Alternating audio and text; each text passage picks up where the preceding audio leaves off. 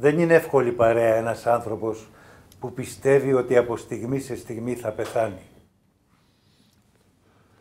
Παθαίνω πανικούς. Ζω αγκαλιά με το θάνατο. Φοβάμαι τα πάντα. Να μείνω μόνος, να βγω από το σπίτι, να περπατήσω, να κάνω οτιδήποτε. Η κατάστασή μου είναι απελπιστική. Θα δυσκολευτούμε να βρούμε την αιτία των πανικών, όμως θα τα καταφέρουμε. Χρειάζεται και από σένα προσπάθεια. Πρέπει να καθαρίσεις την καμινάδα του μυαλού σου, όπως λέει και ο Γιάλομ. Έχεις διαβάσει βιβλία του? Δεν έτυχε. Να καθαρίσεις την καμινάδα του μυαλού σου. Ενδιαφέρον ακούγεται. Όλα θα πάνε καλά. Ό,τι και αν σκέφτεσαι, θέλω να μου το λες. Να με εμπιστεύεσαι.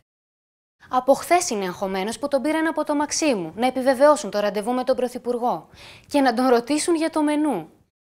Λες να το ξανασκέφτηκε και να γύρισε πίσω? Έτσι κι αλλιώς μια ζωή απεχθανόταν την εξουσία.